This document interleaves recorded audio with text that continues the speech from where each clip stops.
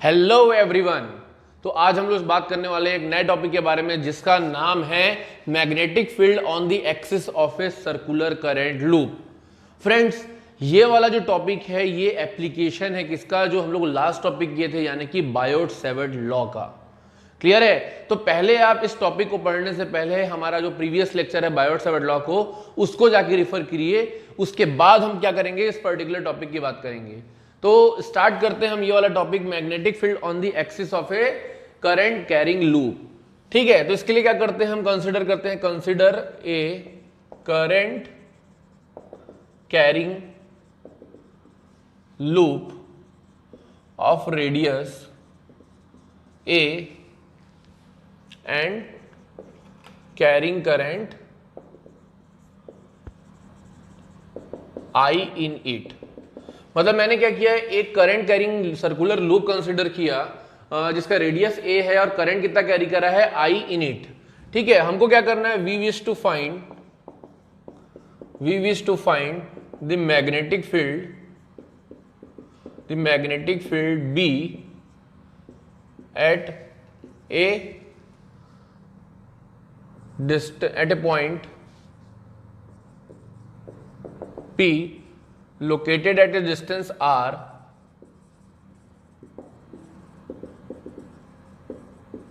from it।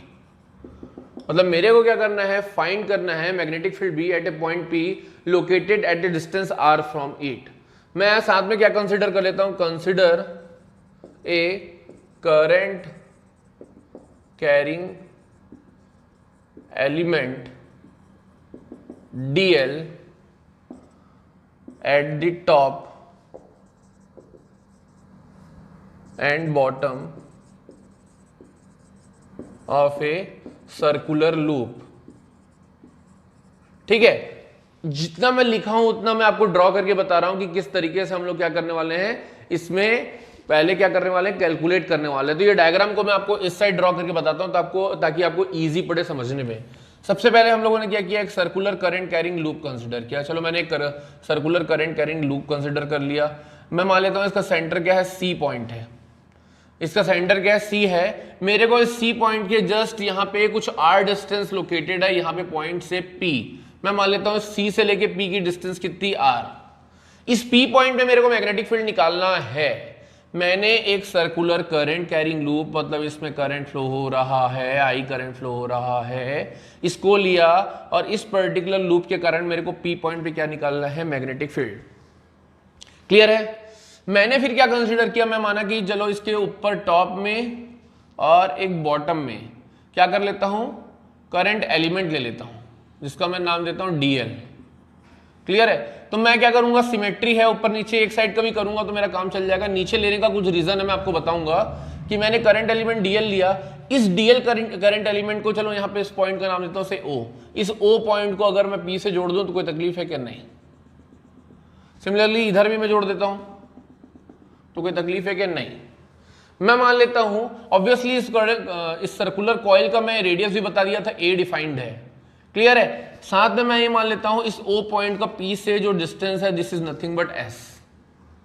तो मैं लिख देता हूं यहां पे कि S is nothing but the distance of P from O. Clear है? इतना मुझे क्लियर हो चुका है। अब मैं क्या करता हूं, इस डीएल एलिमेंट के कारण मैं बायोट-सैवर्ट लॉ लगाता हूं। So by Biot Savart law, Biot Savart law लगाया तो बायोट-सैवर्ट लॉ क्या बोलता है, अगर हमको पी पॉइंट पे मैग्नेटिक फील्ड निकालना है तो DB is nothing but mu not upon 4 pi I D L sine theta. अब डिस्टेंस इस डीएल का उस पी पॉइंट से कितना है, एस, तो एस स्क्वायर।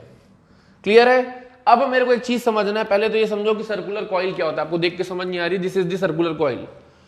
ये मेरा कड़ा है जो मैं पहनता हूं, ये आपको समझाने के लिए मैं यूज कर रहा हूं। This is the circular coil, this is placed like this. क्या इसमें ऐसा दिख रहा है, लेकिन एक्चुअल में है ऐसा। ठीक है, इस पर्टिकुलर सर्कुलर कॉइल के सेंटर से मैं मान लेता हूं कि इस पर्टिकुलर सर्कुलर कॉइल के सेंटर से डिस्टेंस आर, ये जो इसकी टिप है यहां पे कैप के पास हमको क्या करना है, मैग्नेटिक फील्ड निकालना है इस तरीके से। This is the point C and this is the point P. ठीक है, यहां पे मैं करंट एलिमेंट लिया हूं, यहां पर भी करंट एलिमेंट लिया हूं, तो इस पॉइंट को मैं इससे जोड़ दिया हूं। अब तुमको एक चीज जो बताना चाह रहा हूं बहुत इंपॉर्टेंट है, वो क्या कि ये जो करंट एलिमेंट डीएल है वो इस तरीके से निकल रहा है, ऐसा इस तरीके से बाहर, इसका टेंजेंशियल, इसका टेंजेंट कैसे निकलेगा, ऐसे। और जो एस लाइन है, एस का प्लेन जो है वो ऐसा है, चाहे ऐसा करूं चाहे ऐसा करूं उससे कोई मतलब नहीं, यानी कि जो एंगल है किसके बीच में, पोजीशन वेक्टर एस के बीच में और ये करंट एलिमेंट डीएल के बीच में 90 डिग्री है। ये बहुत ट्रिकी है समझने के लिए। मैं चाहे एक और चीज तुमको बता सकता हूं, प्लेन टाइप का कंसिडर कर सकते हो। जस्ट ए मिनट, मान लो कि this is the DL element वाला जो आउटवर्ड आ रहा है आपका इस तरीके से, और ये एस पोजीशन वेक्टर, तो ये दोनों आपस में क्या एंगल बना रहे हैं, 90 डिग्री। क्लियर है, मतलब this is the S vector और this is the current, outward coming current tangential, they both are making an angle 90 degree. So I can say that कि the angle between DL and the position vector S is 90 degree. Here direction S and DL are perpendicular to each other। ठीक है, इसको समझना tricky था, इसलिए मैं आपको क्या किया, विया कड़ा आपको समझा रहा हूं। तो यहां पे theta is equal to 90 degree, therefore we can say that dB is equal to mu not upon 4 pi IDL sine 90 कितना होता है 1, यानी कि IDL upon S square. Take it as equation number 1। यहां पे हमारा काम हो गया, इक्वेशन नंबर 1 ले लिए, इसको समझ गए। अब मैं क्या करता हूं कि मेरे को निकालना है मैग्नेटिक फील्ड इस P पॉइंट पे। तो इस मैग्नेटिक फील्ड का जो डायरेक्शन होगा वो इस P पॉइंट पे कैसे होगा। मैं तुम लोग को जो बायोट-सैवर्ट लॉ बताया था, बायोट-सैवर्ट में DL क्रॉस R लास्ट में आया था, तो तुमको बताया था कि जी magnetic field is perpendicular to both the plane containing जो position vector R and the current element DL। तो यहां पे पोजीशन वेक्टर S के जो होगा वो मैग्नेटिक फील्ड परपेंडिकुलर होगा। इस S का अगर परपेंडिकुलर बनाऊंगा तो कैसे बनाऊंगा, ऐसा, यहां पे 90 डिग्री एंगल बन रहा है। ठीक है, अब मैं क्या करता हूं, यहां इस पर्टिकुलर को मैं वो कह सकता हूं this is the y axis. ठीक है, अब मैं एक नया हाइपोथेटिकल एंगल ले लेता हूं, see the angle between the CP and OP is phi. This is the angle phi, ये फाई है तो सिमेट्री से ये भी फाई होगा। क्लियर है, this is the angle phi. अब ये बताओ कि ये पर्टिकुलर, ये जो तुम्हारा एक्सिस हॉरिजॉन्टल एक्सिस है, ये और ये वाली लाइन अगर फाई बना रही है, तो इस पर्टिकुलर हॉरिजॉन्टल एक्सिस का परपेंडिकुलर कौन होगा, वर्टिकल एक्सिस। और ये वाले का परपेंडिकुलर कौन था, जो तुम्हारा एस वेक्टर था, ये था। तो ये दोनों भी आपस में फाई बनाएंगे। ये आपको पता होना चाहिए मैथमेटिकल रूल से कि फॉर एग्जांपल कि दिस इज ए प्लेन, ये दोनों में एंगल कितना बन रहा है, थीटा। क्लियर है, मैं आपको यहाँ नीचे बताता हूँ ताकि इजीली समझ आए। अगर इन दोनों के बीच में एंगल थीटा बन रहा है, तो इस पर्टिकुलर हॉरिजॉन्टल एक्सिस का भी परपेंडिकुलर लूं और इस वाले का भी परपेंडिकुलर लूं, तो ये भी आपस में थीटा बनाते हैं। ये आपको पता होना चाहिए। तो सिमिलर कॉन्सेप्ट से ये फाई है तो ये भी फाई होगा। ये डायरेक्शन किसका है, डीबी का, which is perpendicular to the position vector S. Line joining the point O to P, इसका परपेंडिकुलर डीबी, ये मैग्नेटिक फील्ड का डायरेक्शन बता रहा है बाय बायोट-सैवर्ट लॉ, जो लास्ट टाइम में तुमको बताया था। ठीक है, अब ये डीबी के दो कंपोनेंट हो गए, डीबी का एक कंपोनेंट हो गया इसके अक्रॉस में, it is nothing but dB cos theta, dB cos theta. Similarly यहां पर भी ऐसे ही होगा, अगर मैं इसका डीबी मानूं तो डीबी इधर भी होगा इस नीचे वाले करंट एलिमेंट के कारण, तो ये भी एंगल फाई बनाएगा, इसका भी कंपोनेंट होगा dB cos phi, not theta, dB cos phi. और ये वाले का जो इधर वाला कंपोनेंट होगा ये हो जाएगा डीबी साइन फाई। ये वाले का भी इधर जो कंपोनेंट होगा वो भी हो जाएगा डीबी साइन फाई, मतलब dB sine phi, dB sine phi same case में है। ठीक है, तो मैं यहां पे लिख देता हूं कि dB sine phi x along the x axis, dB cos phi x along the y axis. यहां ऊपर से दिखता है from above, from figure, it is clear that dB cos phi due to both the current elements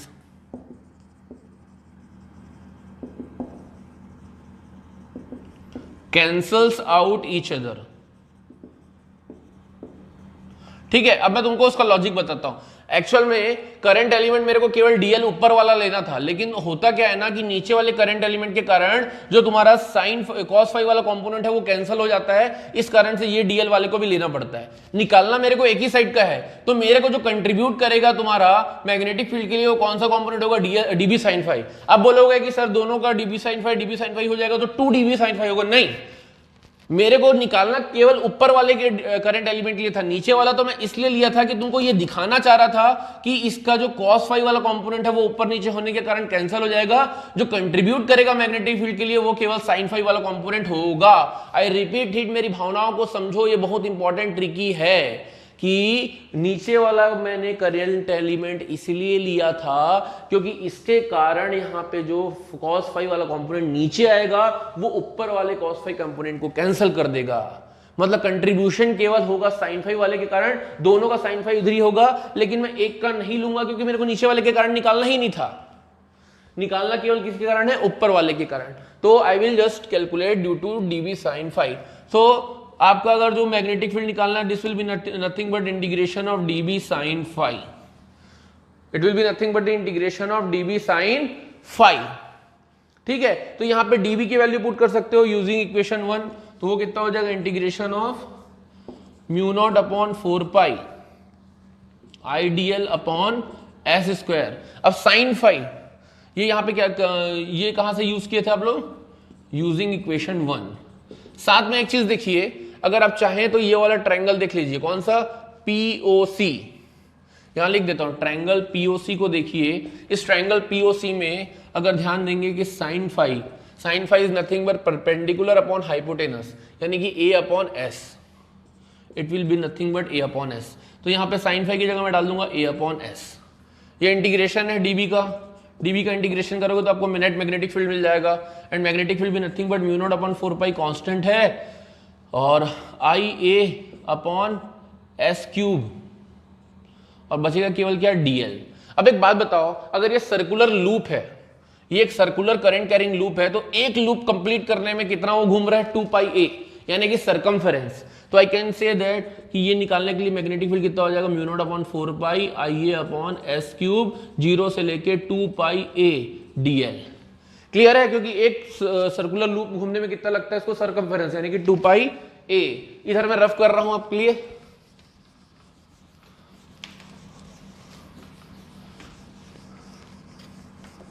तो यहां पे देखिए अब मैं क्या करने वाला हूं, डीएल का इंटीग्रेशन करूंगा तो ये हो जाएगा तुम्हारा b is equal to mu not upon 4 pi I a upon S cube, ये हो जाएगा डायरेक्टली 2 पाई ए, क्योंकि डीएल का इंटीग्रेशन एल होगा, फिर 0 से 2 पाई ए लिमिट पर पुट करोगे तो क्या आ जाएगा, 2 पाई ए। क्लियर है। अब मैं क्या करने वाला हूं, एक और चीज देखिए कि अगर फिर से इस ट्राइंगल को देखेंगे, ट्राइंगल ओपीसी को, और यहां पे पाइथागोरस थ्योरम लगाओगे तो यहां पे क्या आ जाएगा, s is equal to under root of A का स्क्वायर प्लस आर का स्क्वायर। तो s की जगह में ए का स्क्वायर प्लस आर का स्क्वायर पुट कर देंगे हम लोग, तो आ जाएगा mu not I A square whole upon mu not I pi also there, mu not pi I A square upon 4 pi, ये हो जाएगा तुम्हारा A square plus are square to the power 1/2, ये हो जाएगा टू द पावर 3/2, क्योंकि इसका cube भी है और अंडर रूट भी है।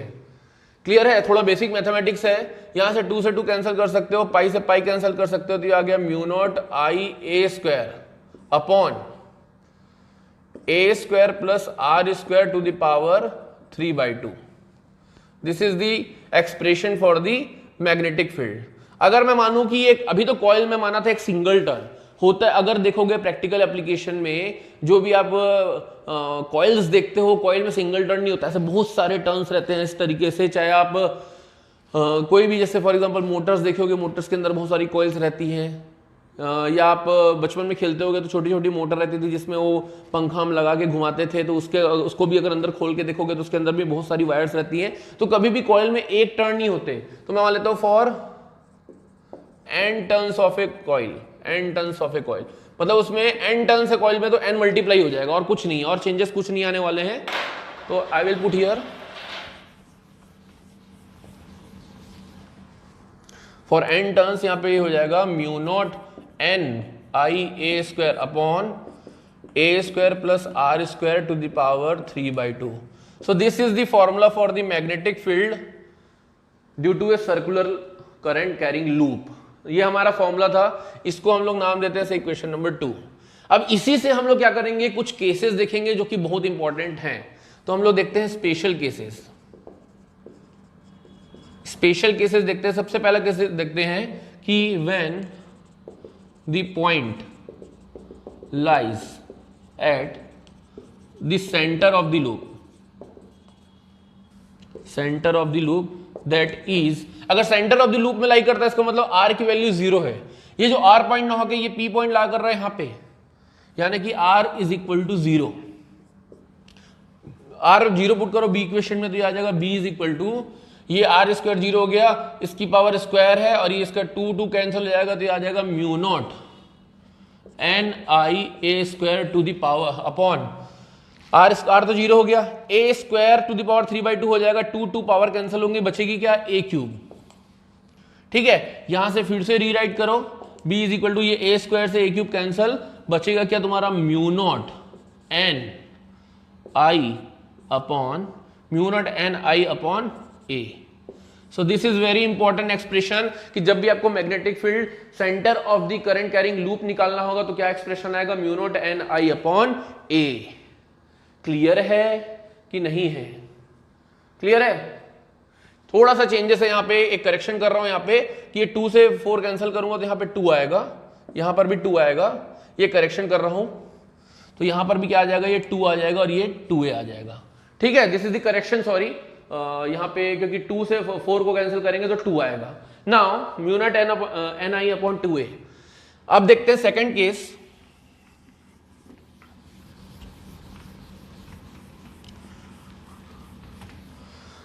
सेकेंड केस देखते हैं कि जब when the point P lies far away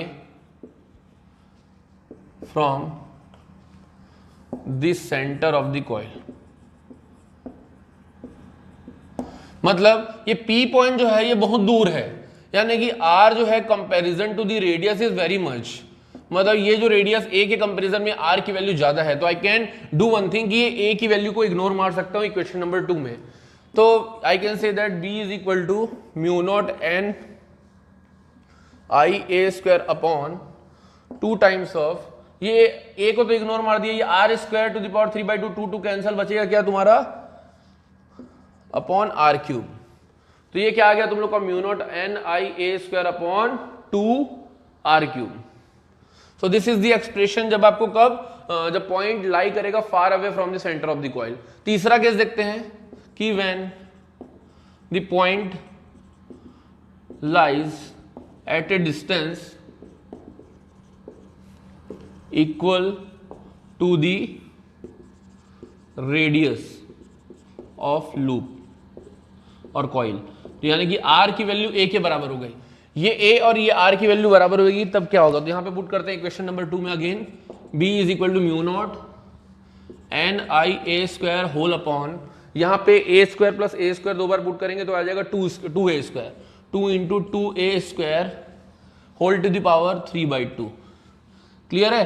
अब देखना क्या होगा, a स्क्वायर 2 कैंसिल हो जाएगा, a क्यूब बन जाएगा, ये तो ठीक है, बट 2 टू द पावर 3/2 और 2 टू द पावर 1, तो ये जब 1 प्लस 3/2 ऐड करोगे तो हो जाएगा 5/2. तो यहाँ पावर आ जाएगी 2 की 5/2. तो I can say that mu naught N I A square to the power 2 to the power 5/2 और ये हो जाएगा तुम्हारा a क्यूब.